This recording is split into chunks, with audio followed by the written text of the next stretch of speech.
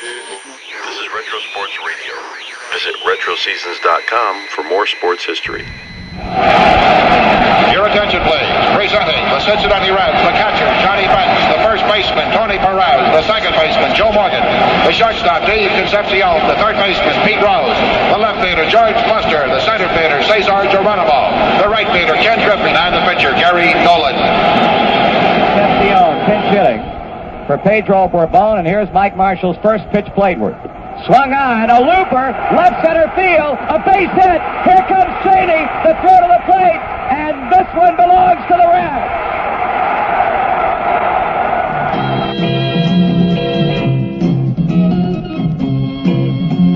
The 1975 baseball season truly did belong to the Cincinnati Reds.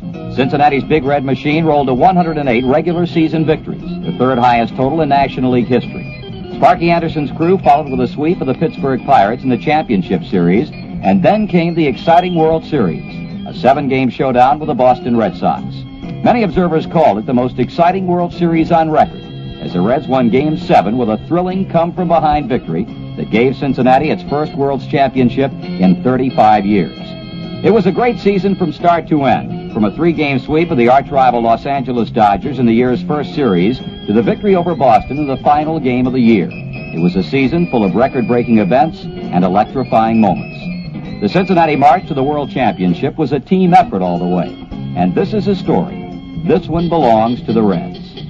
Through the first month of the season, the Reds were hardly better than a 500 club, winning 12 of 23 games in the month of April. It was time to make a move, and what a move it was. Not only did the Reds move up in the standings, but Sparky Anderson made a move on the field that shocked everyone. Pete Rose became the Reds' third baseman. He hadn't played the infield since 1965, but from the very beginning, it was apparent that Pete felt right at home at the hot corner. And the 1-1 pitch. That is bounced to third. Pete Rose backs up, makes the play, throw to first, he got him. All right. There isn't a more exciting or dangerous player in the major leagues than Joe Morgan. He's a power hitter, demonstrated by his 17 home runs and 94 RBIs. He hits for an average, too, as his .327 mark attested. He has the best batting eye in the game, represented by his league-leading 132 walks. And he has flying feet, as he ranks second in the league in stolen bases with 67. Joe was a National League's Player of the Month in April and June. He's a game breaker, and this score against the Giants at Riverfront points that out solidly. Williams with a 3-2 on the way. Swung on, line drive, right center field. It'll be in for a hit. Fielded on one big hop. Here comes Morgan to second. Head first, sliding safe. Joe Morgan never broke stride as Gary Maddox drifted deep into right center to field that big hopping line shot. And Joe with a head first slide in safely with a 2-base hit. That one bounces up there. Can't find it. Hill. Here comes Morgan to third. It gets by the catcher. The third baseman, and Morgan will score, and this one belongs to the Reds. Well, the ball got away from Mark Hill. He couldn't find it. Morgan broke for third. Hill picked it up and threw it away at third base. It getting down the line away from Ontiveros. And Morgan scores to give the Reds a 5-4 victory. Johnny Bench remained one of baseball's most prolific home run hitters and run producers in 1975, finishing second in the major leagues with 110 runs batted in. Home runs like this one off Alan Foster helped Johnny move into that spot. Strike one delivery. Bench fly ball, deep left field. Looking up, it is gone! A grand slam home run for Johnny Bench, the first of the year for a Cincinnati Red. And the Reds have bolted out in front 8-2. Yet things were not right for the Big Red Machine. On May 21st, the record stood at just 21-21, and the Reds were 5 1/2 games behind the Dodgers in the National League Western Division race. On that night, however, Mets manager Yogi Berra gave his ace Tom Seaver the baseball, and the Reds' offense went wild. Tony Pérez and rookie Doug Flynn hammered home runs as the Reds scored a whopping 11-4 victory. Seaver, a backward glance at Bench. Long pause, looking again, the pitch. Here's a drive, left field, Milner back, he's looking, it's gone. Ready again with the next pitch. Swung on, hammered to deep left field. It is going to be a home run for Doug Flynn. Doug Flynn on a 3 pitch, hammers one out of here to left field. His first major league home run, and it's 11-4 Cincinnati. That win was a big one. It started one of the most fantastic streaks in Major League history. The victory was the first of 41 in the next 50 games for the Big Red Machine. By the All-Star game, the Reds had vaulted 12 1/2 games in front of the Dodgers and were racing away toward their 4th division championship in the last 6 years. Everyone contributed, as evidenced by this big hit off the bat of Merv Rettenman.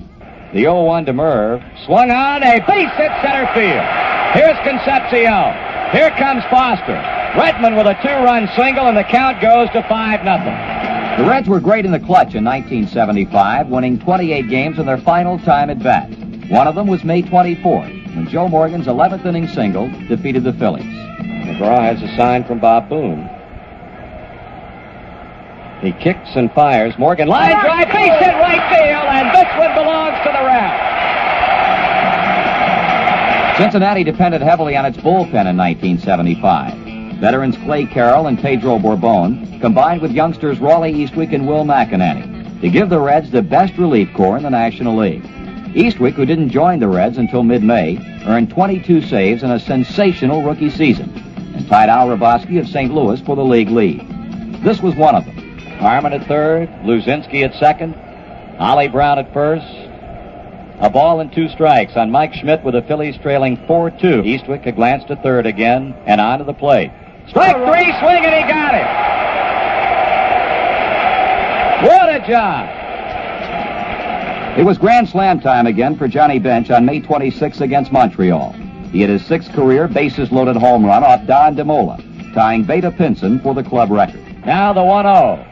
Swung on, a fly ball to deep left field. It is going to be a grand slam home run. Johnny Bench has just clubbed his 10th home run of the year, his 2nd grand slam of the year, and the Reds have gone out in front 5-4. Gary Nolan was a comeback kid for the Reds in 1975. He led the staff in innings pitched and tied for the most victories with 15. One of those wins was a 2-hit shutout over Montreal on May 28th. His first shutout since June of 1972, and a victory that kept the Reds' winning streak alive. Mike Jorgensen, the batter. He hits a line shot. Morgan backhands in the hole, throws to Dreesen, and this one belongs to the Reds.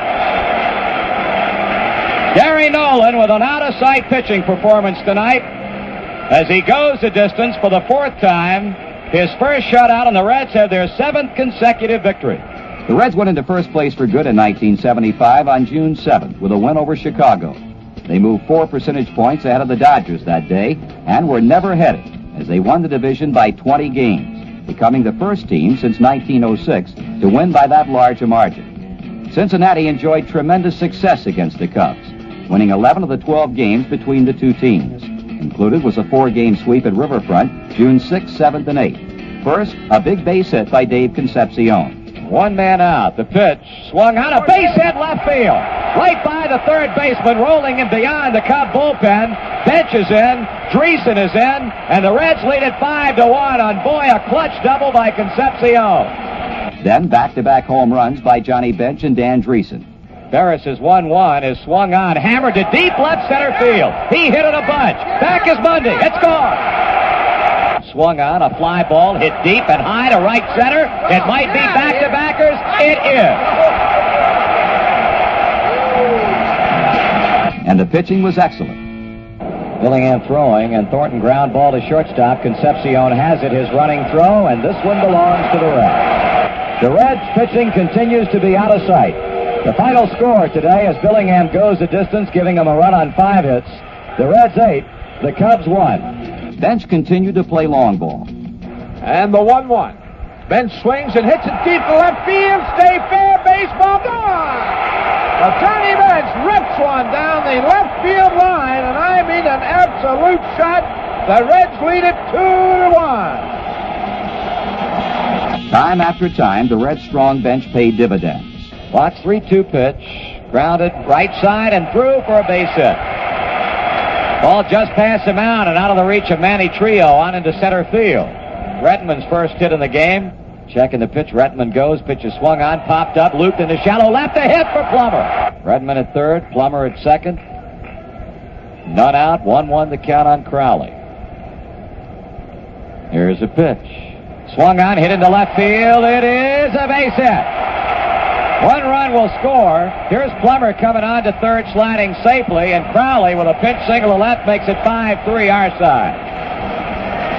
The ace of the pitching staff was left-hander Don Gullett, and during the amazing streak of successes in late May and early June, he piled up the victories, earning his 8th on June 11th. Ground ball, right side, Flynn has it. His throw to Pérez, and this one belongs to the Reds. And the final score tonight as Gullett wins his 8th of the season, the Reds 3, the Cardinals 1. Win number 9 for Gullett was also an eye-popper on June 16th. But as things turned out, it was to be his last victory for a long while. The pitch. Smash off the pitcher's mound. Now recovered by Cheney, throwing to first to get the out. As 1 run scores, that ball hit Don Gullett, and he's down and writhing just off to the right of the mound. The injury was a broken left thumb, and it sent him to the sidelines for 2 months. But the Big Red Machine kept on rolling. Last at-bat victories became the trademark for this ball club, such as these on June 27th and June 28th. Here's a long drive to deep right field, and this one belongs to the Reds. A 3-run home run by Danny Dreesen into the green seats in right field, and the Reds have ended it with lightning-like swiftness here in the bottom of the 11th inning. The final score, 5-2 Cincinnati. Morgan at second base with 2 away. 2-2 on the way.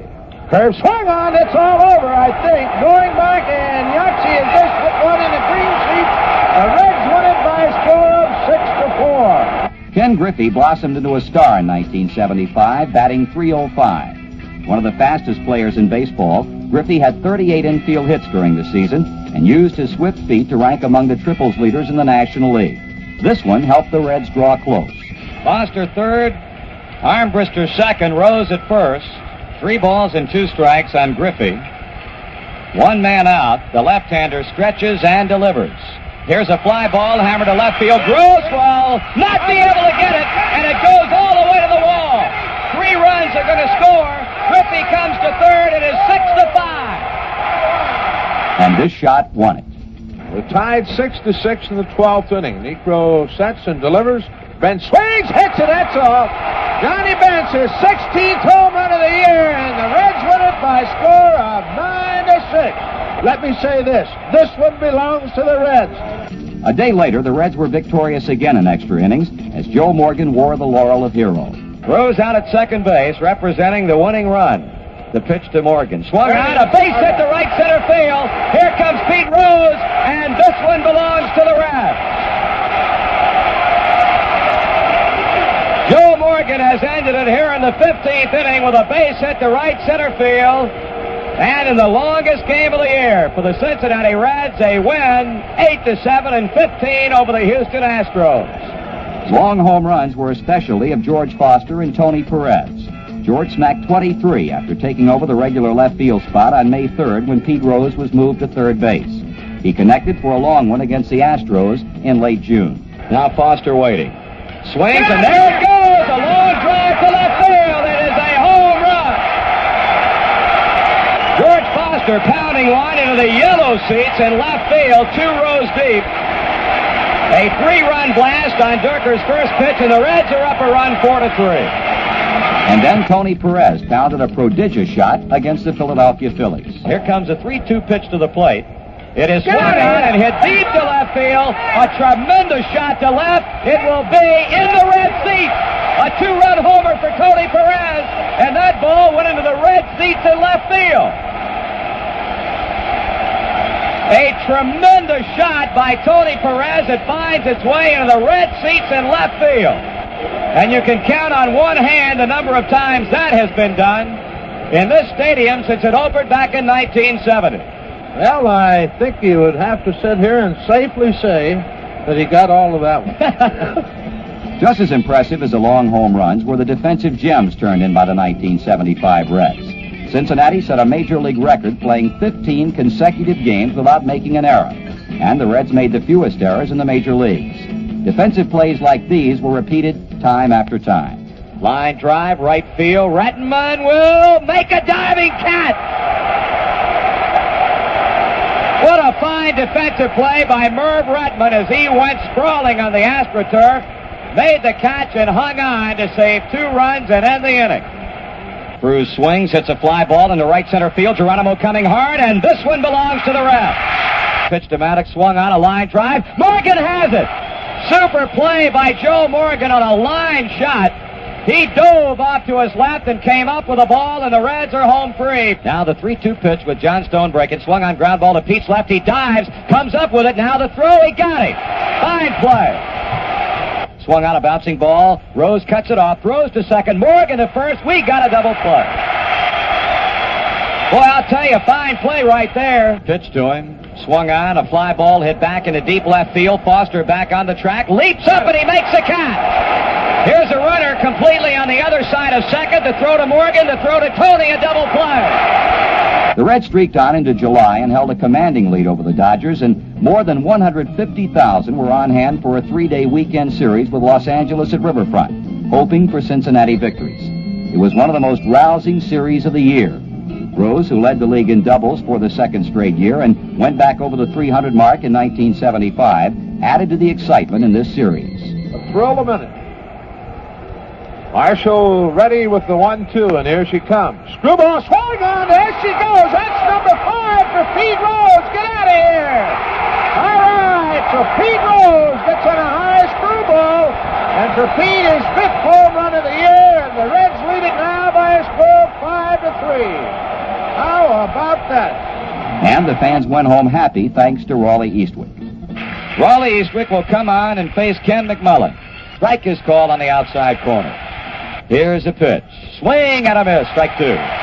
He struck him out swinging, and this one belongs to the Reds. A preview of the National League Championship Series saw the Reds sweep 4 games from the Pittsburgh Pirates during a mid-August series at Riverfront. Foster got the Reds off and running in the first game. He hit 2 home runs off Pittsburgh ace Jerry Royce. Here's a high fly ball hit back into deep left field. Going back is Zisk, and it is gone, a home run. George Foster hit a mile-high drive to left field. It hit off the facing of the green seats. And we bolt down in front of the Pirates 3-0. Here's a man who's put the runs on the board, George Foster. A 3-run home run to left field back in the 4th inning.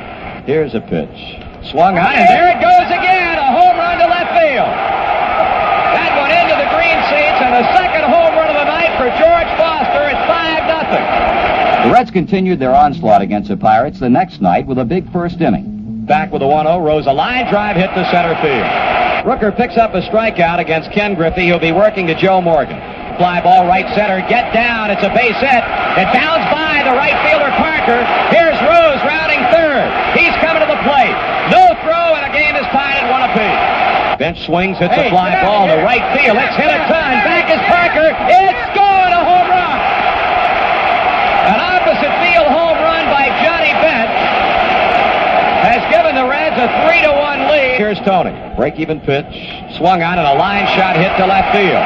That ball is going to go all the way to the wall. Here's Zisk up throwing. Tony digging for second. He is in standing with a double. 2 balls, 1 strike as pitcher faces pitcher. Bases loaded, 2 out. Rooker ready with a pitch. That is swung on, hit on to right field, a base hit. Tony Pérez is in. Foster to the plate. Going to third is Flynn, and Fred Norman with a 2-run single sends the Reds up 5-1. The pitch to him, swung on, a smash to left center field. That's another base hit. In to score is Flynn. Coming to third. Getting the green light now, the stop sign is Norman. Rose has had his second hit of the inning. Another run is home at 6-1. Perez helped make it 3 straight the next day with a game-winning home run. And then in the series finale, it was Pete Rose who stole the show. 2,499 career hits. The pitch by Keeson is swung on. There it is. A base hit to center field. Pete Rose with number 2,500. He gets an RBI on it and a standing ovation from this capacity house here at Riverfront. Don Gullett, who would have undoubtedly crashed the 20 victory circle for the first time without his injury, still wound up with 15 victories and a glittering earned run average of 2.42. He made a strong comeback from his broken thumb, as this shutout against the Cardinals on August 28th demonstrates. Here's a 1-1 pitch to Rudolph. Swung on a fly ball to right. Griffey moving deep, and this one belongs to the Reds. Fine 5-hit shutout by left-hander Don Gullett as the Reds defeat the Cardinals in the first of 4-0. There's no finer center fielder in the game than Cesar Geronimo. He's a Gold Glover on defense, and with a bat he contributed some big base hits. Geronimo swings, hits a fly ball to right field. That's hit deep. Davis is back, and it's out of here, a home run. Cesar Geronimo jumping on Lynn McLaughlin's first pitch. He took him deep to right field, and just like that, the Reds lead it 4-1. RBIs are synonymous with Tony Pérez. For the 9th consecutive year, he exceeded the 90 mark in runs batted in, and for the 3rd straight season, he passed his century mark with 109. He also reached a big RBI milestone in his career on September 2nd against San Diego's Jerry Johnson. Perez waiting on the 2-0 pitch to the plate. He hits a base hit to left field. Geronimo scores, and Tony Pérez is the all-time RBI leader in Cincinnati Reds history. His 1,010th as they come to their feet with a standing ovation here at Riverfront Stadium. A record-setting club all season long, it was only appropriate the Reds establish another mark when they clinched the Western Division title on September 7th. By winning that day, the Reds clinched earlier than any club in National League history. And the 8-4 victory, coupled with a Los Angeles Dodger loss in Atlanta, touched off the clubhouse celebration. The Reds kept on rolling through September. They set a National League record for most home wins with 64, and finally chalked up win number 108 on the final day of the season. The season ended like it began, a come-from-behind victory and an infield hit that knocked in the winning run. Odell Canton battling to send the game into extra innings. Comes with the 0-1. It swung on a ground ball, hit, diving blank. He'll not have a play, and this one belongs to the Reds. A hard ground ball hit off to the right of Larvell Blanks. He dove for it, got his glove on the ball. The ball skidded loose. Blanks scampering after it to try and make a play, but could not. And the Reds have pulled it out here in the 9th inning, 7-6. No doubt about it, this one belonged to the Reds. The battle cry now, though, was, bring on the Pirates.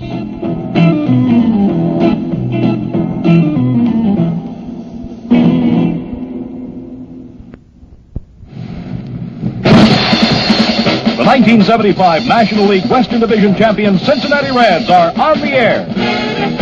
The 75 League Championship Series with Marty Brenneman and Joe Nuxall. Reds baseball is brought to you by Stroh's Beer for 200 years, from one beer lover to another. And by the Marathon Oil Company, people who believe in people. By the Pepsi-Cola Bottling Company of Cincinnati, bottlers of Pepsi-Cola, Dr. Pepper, and Schweppes products. By Frisch's. At breakfast time, lunchtime, or any time you're hungry, there's always a Frisch's nearby. By the First National Bank of Cincinnati, the bank that adds top security to high interest on your savings. And by Riverside Ford in Newport, a block and a bridge from downtown Cincinnati.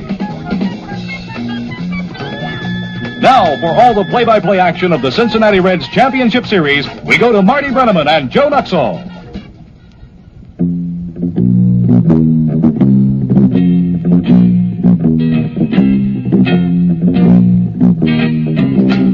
So now it was on to the playoffs against the heavy-hitting Pittsburgh Pirates. For the Cincinnati Reds, this was their 4th trip to postseason play in the last 6 seasons. But this time, it just seemed it was to be their year. As usual, Reds fans supported their team enthusiastically, to the tune of $2.3 million.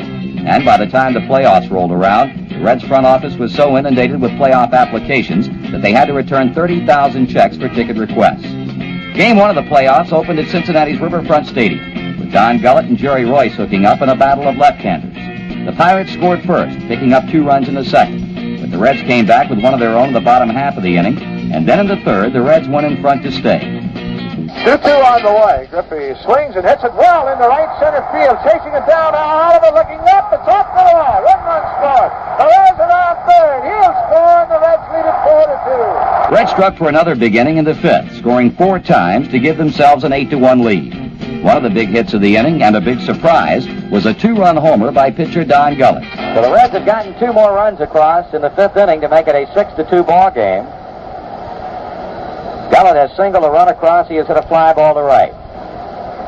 Okay, Demery delivers. Gullett swings, hits a fly ball back to the left field. Richie's hit going back, looking up. It is gone, a home run! Don Gullett with a 2-run home run to left field off of Larry Demery, and the place has gone bananas. The Reds coasted from that point on to an eventual 8-3 victory. Game 2 was also a matchup of left-handers, as Fred Norman of the Reds opposed Jim Rooker. The Reds struck early with Tony Pérez's first-inning home run. Pérez with a fly ball, deep left field. Back is this, and it's gone, a home run. Tony Pérez hammers a 1-1 pitch out of here to give the Reds a 2-0 lead. Then in the 4th, the Reds scored 2 more times as they continued to make the playoffs a nightmare for Pirate catcher Manny Sanguillen. 1-0 pitch, swung on, a looper back behind second. Stennett going out, coming in, it falls for a base hit. And now putting on the brakes is Foster as he started to go to second, thought better of it, as Frank Tavares quickly recovered and went to the second base bag to cover. He deals a 2-0 pitch, and that swung on and looped into right center field. Oliver and Parker coming together. It'll be in for a hit. Here's Foster going to second and holding there as the Reds have dumped a couple into the outfield off of Jim Rooker here in the 4th inning and have 2 men on and nobody out. Here's a pitch to Guthrie. He bounces one left side. It's going to be in for a hit. Here comes Foster. Here comes Zisk's throw to the plate. It is not in time, and it's 3-1. Rooker against Fred Norman with runners at second and third, 1 out. He pitches. Norman hits one into left field. Richie Zisk digging for it. He'll make the catch, but here comes Concepción. The race is on, and it's 4-1. Murphy with 1 foot on the carpet, 1 foot in the sliding pit. There he goes. Ball bunted through. Sanguillen high throw, no. That's 8 stolen bases for the Reds in the series. Hebner looking for a bunt, so too is Stargell. He squares. He bunts through it. Throw to second. Here comes Griffey to third, and he's in. Well, it looked like they had him picked off at second base. But as soon as Sanguillen fired that way, Kenny came on to third, and that's another steal. Eason has the sign, the stretch. There goes Morgan. The pitch is high and inside. No chance for Sanguillen at all. Joe Morgan, with his 4th stolen base in a championship playoff series, that is number 9 for the ball club, and number 6 here in the ball game. The Reds struck again for single runs in the 6th and 7th on their way to an eventual 6-1 win. Meanwhile, Raleigh Eastwick took over in the 7th and just sawed off the Pirates' bats, retiring 9 of the last 10 batters. 2 men out. Richie Zisk taking his lead at second base. The 1-0 pitch swung on and popped up outside of first. Tony may have a play. He's over, he's under, and this one belongs to the Reds. With the Reds ahead 2-0, the scene shifted to Pittsburgh's Three Rivers Stadium.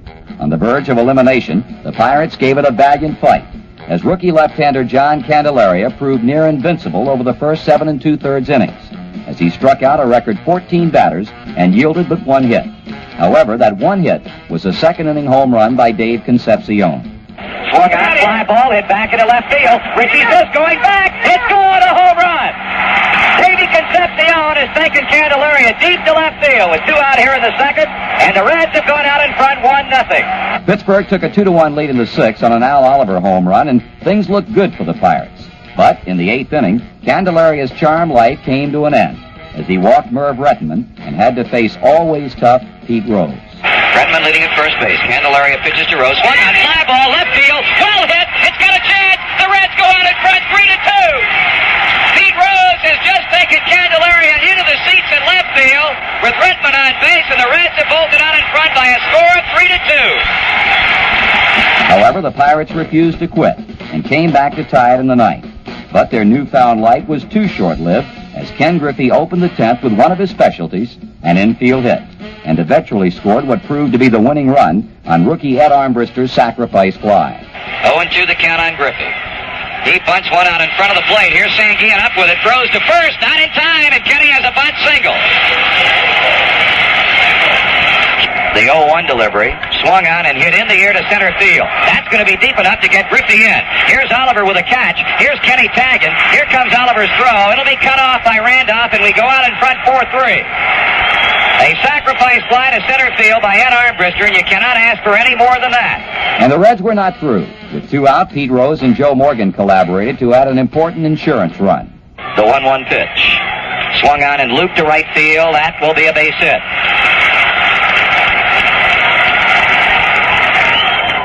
So Pete has his second straight hit. A wrong field single to right. The 2-0 pitch.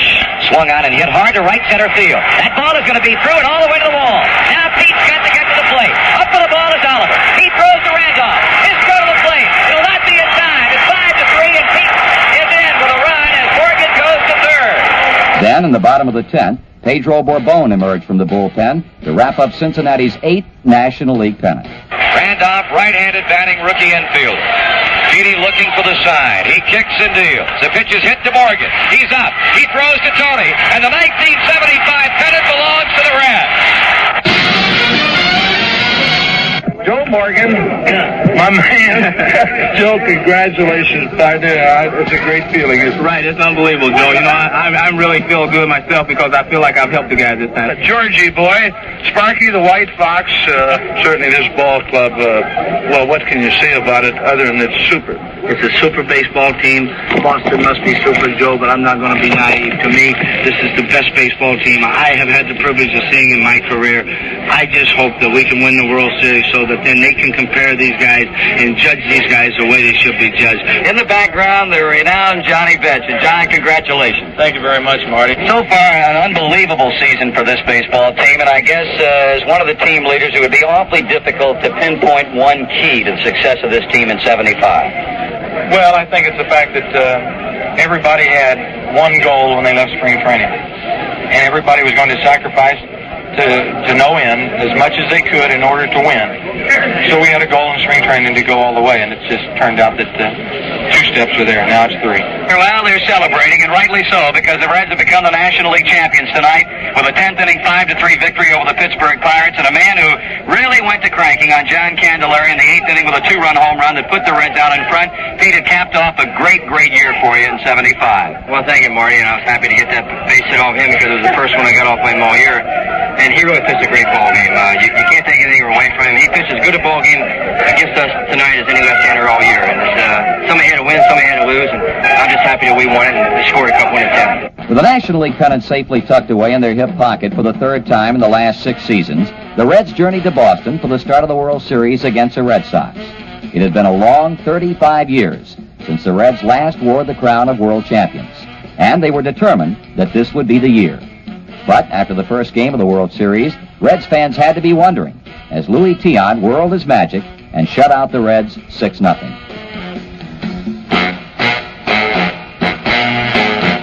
Game 2 looked like more of the same as left-hander Bill Lee held the Reds at bay for 8 innings.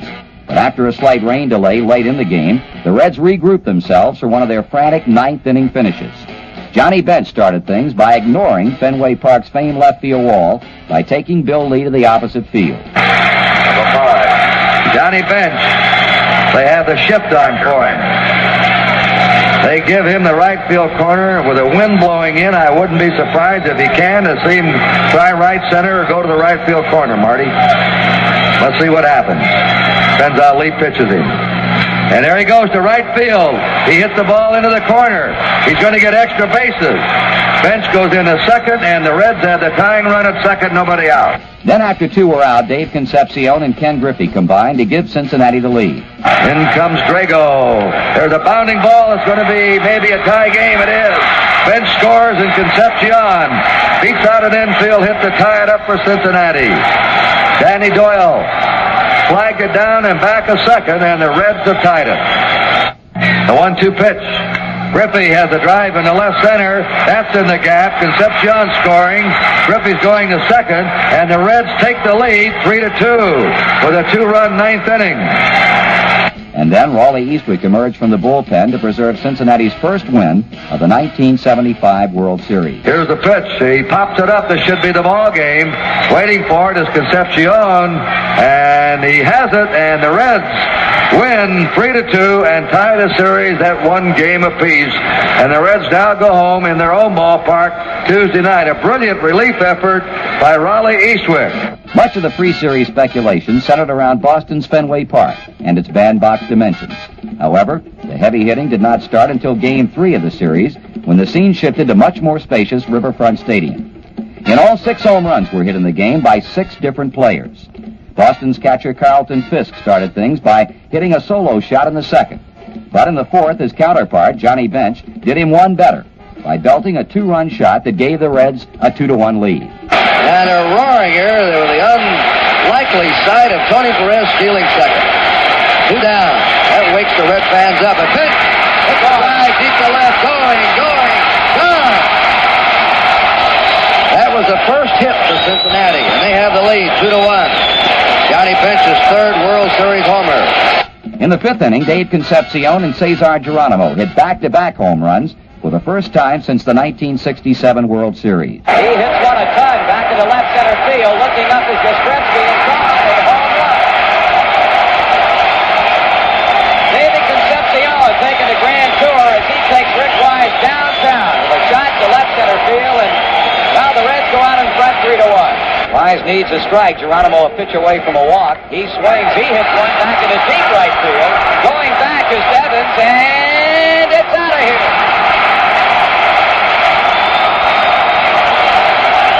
Well, Kurt and Tony, Cincinnati putting on a long ball exhibition here as they have had 3 hits off Rick Wise, and all of them home runs. However, the Red Sox would not quit, as pinch hitter Bernie Carbo homered in the 7th, and Dwight Evans tied the game with a 2-run poke in the 9th. But despite all the long ball heroics, this game would be decided on a ball that traveled no more than 2 feet and provided much discussion as to how to interpret the baseball rulebook. So with Geronimo having led off the 10th inning with a base hit to right center field, Ed Armbruster will be the pinch hitter for Raleigh Eastwick. Right-hander Jim Willoughby into his stretch motion as he checks the runner at first base. Here's a pitch to the plate. Armbruster squares around to bunt, drops it out in front of the plate. Carlton Fisk up with the ball, taking a shot at second base, and he throws it away. Geronimo heading for third. Lynn throws that way, but not in time, and Armbruster goes to second. And now Darrell Johnson is out, charging plate umpire Larry Barnett, and he may be arguing interference against Armbruster. There may have been some contact between Carlton Fisk and Armbruster at the plate. A drawn-in Boston Red Sox defense, and left-hander Roger Moret will work out of the stretch. Has a sign from Carlton Fisk. He comes set. He delivers. Morgan with a line drive, center field. It's over the head of Freddie Wynn, and this one belongs to the Reds. But the Red Sox weren't quitters, and they showed the stuff they were made of when they came back the next night to even the series by beating the Reds 5-4. The last baseball game to be played at Riverfront Stadium in 1975 took place on Thursday, October 16th, as Don Gullett dazzled the Red Sox, and the Reds took a 3-2 lead in the series with a 6-2 win.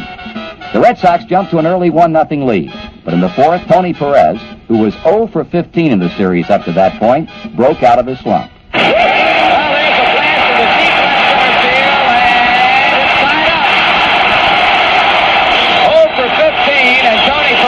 His first 1975 World Series hit, a big one with a game-tying 4th inning home run. And in the 5th, Gullett and Pete Rose combined to put Cincinnati ahead to stay. There's a base hit up the middle.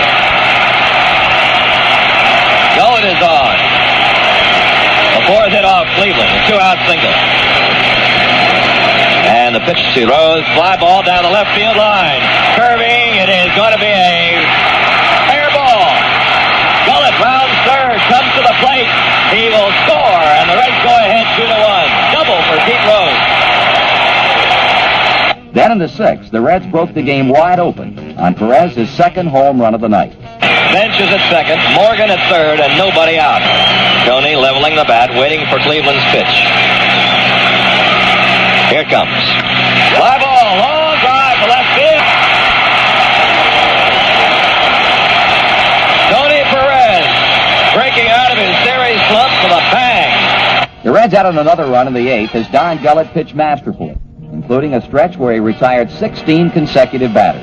However, Gullett tired in the 9th as the Red Sox mustered a rally.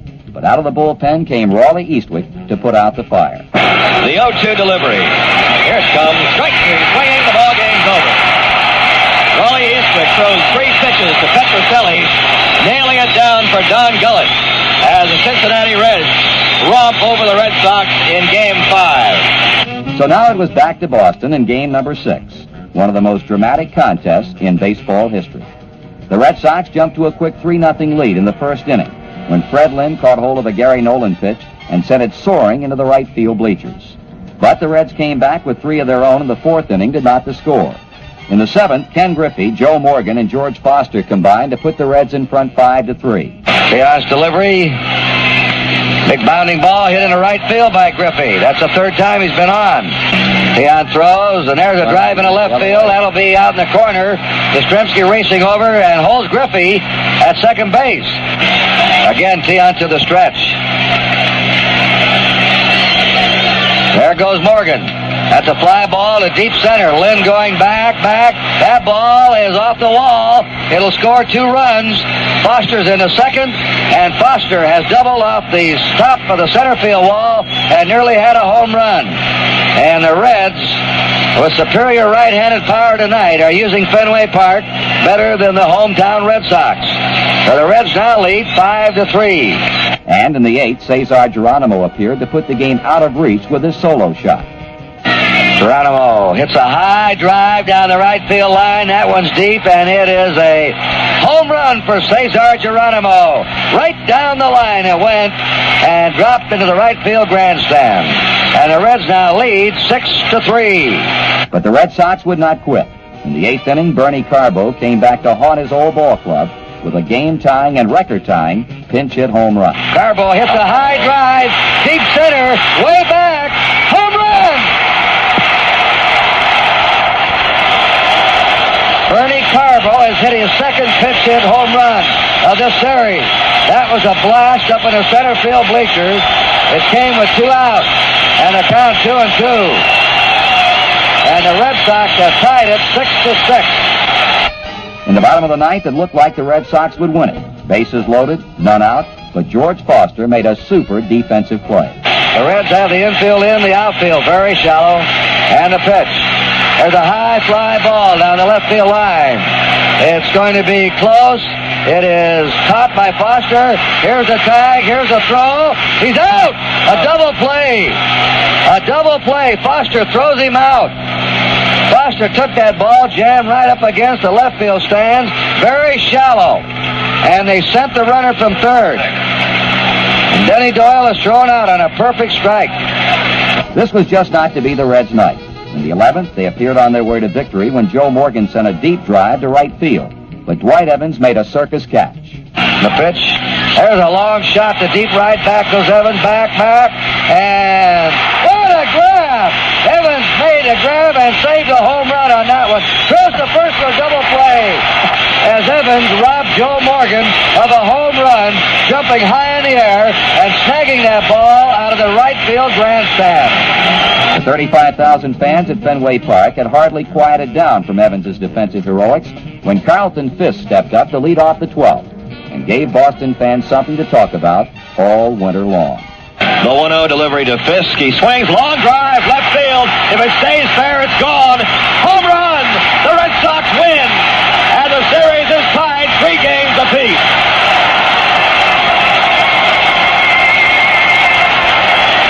After that sudden death victory by Boston, a lot of teams would be down emotionally, but not the Reds. In Game 7, they found themselves down once again by a 3-0 count. But once again, they came fighting back. In the 6th, Bill Lee tried to use his ephus curve on Tony Pérez. It did not work. There's his blooper pitch. There it is. A high drive. He was waiting for that one. That one is gone over everything. Pérez timed that blooper pitch and slammed it over the screen out on the Lansdowne Street. And now we have another 1-run ball game in this World Series. Then in the 7th, with 2 on and 2 out, Pete Rose tied up the game. There's a line shot to center. Here's a man rounding third. Here comes the throw. It is not in time. The other runners advance, and the Reds have tied it and have runners on second and third. Griffey scored easily. Lynn's throw was wide of the plate. Armbruster raced to third, and Rose went down to second on the throw to the plate. During the course of the season, it seemed as though the Reds owned a patent on scoring runs in the ninth inning. This was how they would win their third World Championship. With runners on first and second, Joe Morgan looped a single to center field for what would be their most important run of the long 1975 season. Cincinnati, a two down. Ken Griffey at third. Pete Rose at first. Joe Morgan at bat. 1 ball, 2 strikes. There's a looper. May drop. It's in for a hit. Here comes a throw to third. Rose hit the dirt. He's safe. And there goes Morgan down to second. And the Reds have the lead 4-3. Then out of the bullpen came Will McInerney. And with quickness and dispatch, he retired the side. And Cincinnati had its first World Championship since 1940. The Reds are 1 out away from winning the World Championship. And Carl Yastrzemski gets a standing ovation. Win or lose, he's been a great player for Boston since 1960. And he's the captain of the team. There's a high fly ball. It should be all over. Geronimo's under it.